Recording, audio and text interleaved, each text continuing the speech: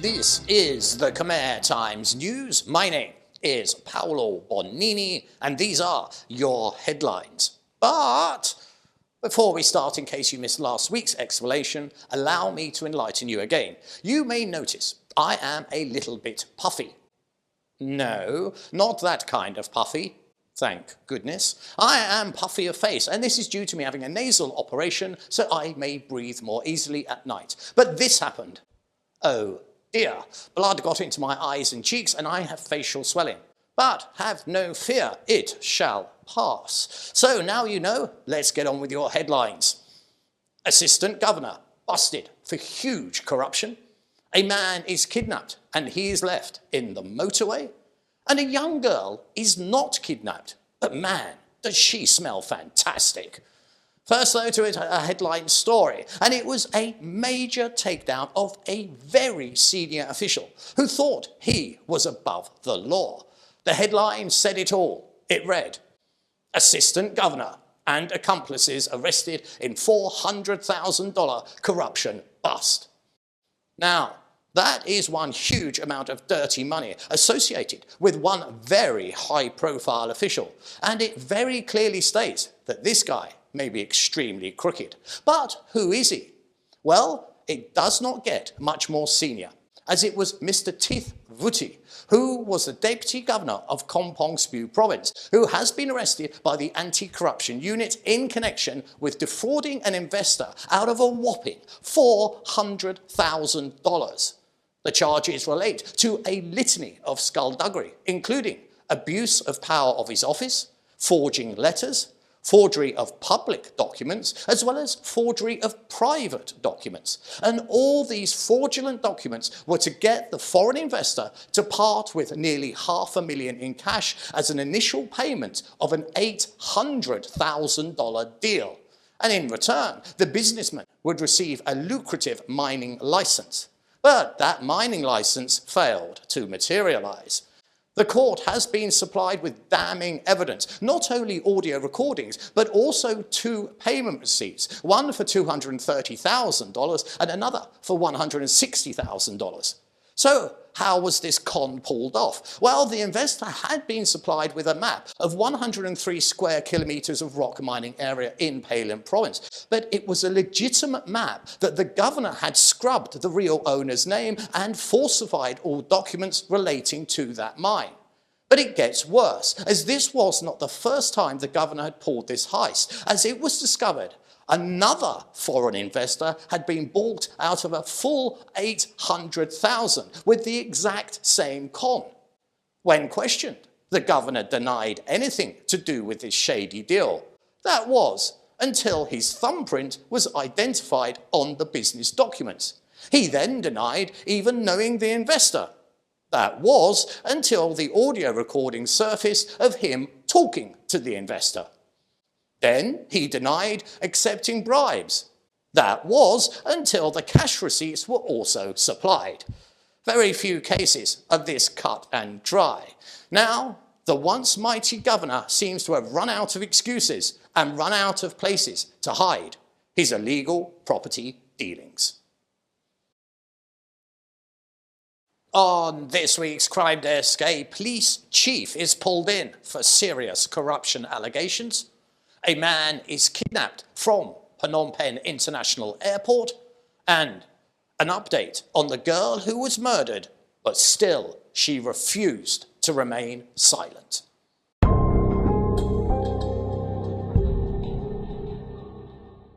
A senior police officer is in very hot water this week, and this was no beat cop. This was a police chief. The headline read, Discipline enforced on 4 police officers for offences, including releasing foreigner for money. The Ministry of Interior has announced that it has suspended the Sfar Tep District Police Chief and 3 of his officers for accepting bribes in exchange for the release of suspects. According to a recent statement from the Secretary of State of the Ministry of Interior, the 4 disciplined officers are a Lieutenant Colonel, the Sfar Tep District Police Chief, and his Deputy Chief, who was in charge of the Crimes Unit.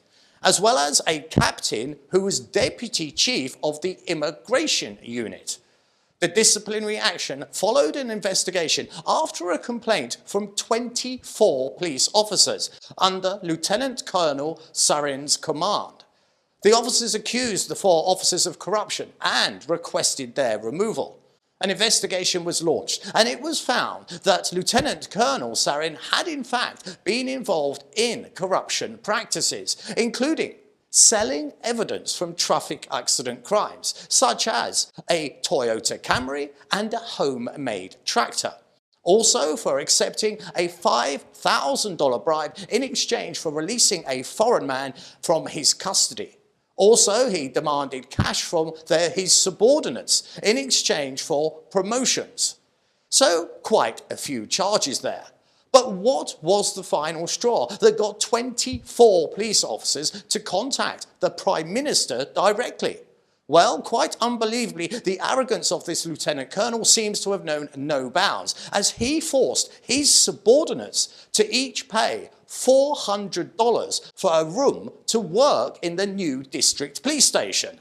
Well, it does not take much mental gymnastics to work out that this would lead to the troops to mutiny. As it stands, the Deputy Chief of the Svartek District Police has said that although Lieutenant Colonel Sarin was suspended, he is still attending work, as no new District Police Chief has yet been appointed.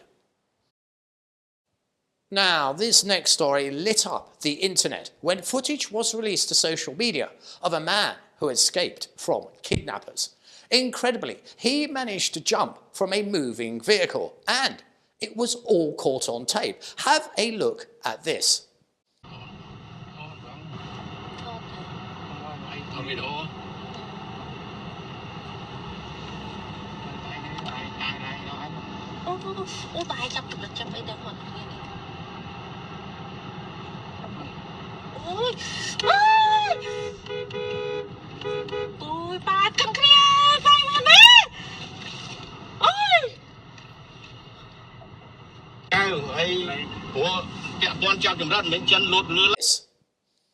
What you saw there was a Chinese man jumping out of a red Prius, and how this poor man ended up in this position is almost beyond belief. The man you saw hitting the tarmac is named Mr. Sen, and Mr. Sen lives in Australia. Well, Mr. Sen had a friend called Mr. Z, and Mr. Z had told Mr. Sen of a wonderful business opportunity in Cambodia, as Z was soon to open a store there, and he very much wanted Mr. Sen to work at his new store, and in return he would not get only a good salary, but also a very healthy bonus. Mr. Sen, after much discussion, was finally convinced, and he told Z, "Yes, I will take you up on that, my friend, and we will head to Cambodia to run your new store." But there was 2 major problems. There was no store, and Mr. Z was certainly no friend. For when Mr. Sen arrived at Phnom Penh International Airport, he was greeted by a car, the one you saw in the video, the red Prius. He jumped into the car, but not far down the road, the car stopped again, and 3 more men jumped into the back of the car and immediately became violent, grabbing Mr. Sen by the throat, and they told him to stop struggling as he was being kidnapped. And here, right here, it gets weird. Remember I said that Mr. Sen was picked up by a driver? Well, that gives us 2 people in the car. Then the car stopped and another 3 men jumped in. Well, now we're up to 5, and 4 of them are in the back seat, and it's that piss-poor planning that led to what you saw. You see, Mr. Sen is a bit of a smart cookie, so he wound down the window, and using the force being exerted by all these men in the back seat, he slowly squeezed himself out of the back window and plonked down on the tarmac, making a remarkable escape. That video was released a couple of weeks ago, but only now the first arrest has been made, and it's Mr. Wooty, a 37-year-old Cambodian taxi driver. He has now been charged with kidnapping, and it's very much hoped more arrests shall follow. There is something that I like to do on this show. and that is to follow up on stories that have previously appeared to give you an idea as to what happened next. Do you recall the story of the Cambodian teenage girl that was brutally murdered and buried by the side of a nondescript road in the countryside? Her only crime was she knew too much. Her name was Miss Heng, and she was unfortunate enough to have this man as her boyfriend. He is a Chinese national who worked in Sihanoukville in one of the many casinos there. But him and his buddies also had a profitable sideline, and that was kidnapping women and torturing them to extort money from their loved ones. They had recently snatched a Chinese lady, and they had tortured her. And they had successfully extorted tens of thousands of dollars from the family. And the young woman was so traumatized by these violent men, she swore she would not go to law enforcement when released. And it seems that she did not. But that left one loose thread for those kidnappers: young Miss Heng. She knew all those that were involved. So the gang decided that Miss Heng must die, and they strangled her before dumping her lifeless body in that shallow grave by the roadside. Well, this story has an update and has taken a very positive turn, as 4 men have now been arrested, the ringleader being detained in Vietnam, and the Chinese nationals involved have now all been charged with premeditated murder. And if convicted, they could spend the rest of their lives in jail. For our next story, I have a whole selection of dead bodies dumped in fields to pick from. Stories like this: body found buried in fields behind Phnom Penh Pagoda. Now that could be a good story to do next, or maybe this one: ex-husband of woman found dead on Phnom Penh wasteland, discovered hanged. Now that one has got love, passion and crime all wrapped in one. Or what about this as our next story? It has a more international flavour. Foreigner's body found buried in Phnom Penh rice field. Well, I'm going to stroll past all those dead bodies, as it is in fact this story that actually caught my eye. Teenager confesses to fabricating kidnap plot to cover debt from excessive perfume purchases. Yes, indeed, as is my tradition, I have kept the big news story until last. A Cambodian teenager was detained by police as she confessed to making up an elaborate kidnap plot due to a rather impulsive purchase. Now, this story names the young girl involved, but I'm not going to use her name. The poor thing, she's just 17 and she got a bit carried away, and maybe she made a big mistake. And then she did what all the teenagers do when they get into trouble, and that is to carry on digging an even bigger hole rather than admit what they have done is a trifle dumb. So I shall be calling her Miss Lovely. You see, Miss Lovely likes perfume. I mean, she really likes perfume, so much so she borrowed $200 to spend on some scintillating scent that would be guaranteed to garnish the interest of all the local boys. Well, after she had handed over the dosh, she got buyer's remorse. She looked upon the perfume she had once craved, and she now realised it had left her in a very awkward financial position. How the bloody hell was she going to explain a $200 debt to her mother? Simply put, she could not. So her little teenage brain got out its biggest shovel and she started digging a hole, surrounded with a huge web of lies. Her lies caused massive panic, for she told her family she had been kidnapped and was dragged off to a forest by unknown men, and it was there that she was robbed. Needless to say, the police got involved, and she told them at the police station it was all jolly terrifying. But she did smell fantastic. The police, though, were not buying it. Maybe they noted from the odours wafting around their police interview room, and they thought that something certainly did not smell right. So they pressed Miss Lovely. and in a cloud of delightful scent, one that would make a French nobleman very envious indeed. She confessed it was all nonsense, and she had not been kidnapped. It was all a lie. Miss Lovely, the finely scented one, I am pleased to report, has not faced any further charges, and it's my guess her days of impulsive buying are well and truly over. And I will guarantee it's her mother that now has the perfume. Poor old Miss Lovely. It's time to have a look ahead and see what the weather has in store for us next week.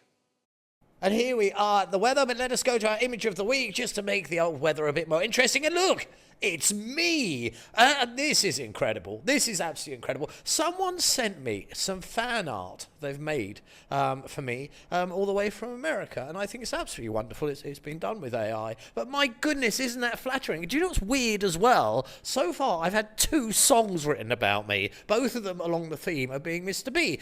This is all from my temple work, but it's jolly flattering. It really is. I mean, what level of gratitude could one ask for better than that? I think it's beautiful. It's absolutely beautiful. But now it's to the weather. Oh, bloody hell, where have I put it? Hold on, I've got a magic feather. Oh, let me tickle it with a feather, and oh, there we go. Oh, it's popped right up this week. And what have we got? We have, oh, what's the high? It's not, oh, geez, wow. I didn't even know that. I do this on the hoof, I'm telling you. It's 96 degrees. Look at Saturday, that's where it is. It says 96 degrees, and right below that, it does say excessive heat, in case you haven't noticed. We do have a smattering of rain, potentially on Sunday, but it's getting cloudier as we go through the week. And guess what? That humidity's on the rise as well. It's up to a shocking 78%.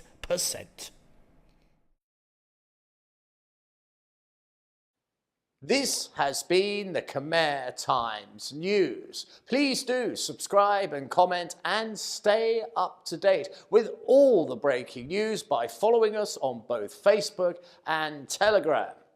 This has been Paolo Bonini, and that was the week that was.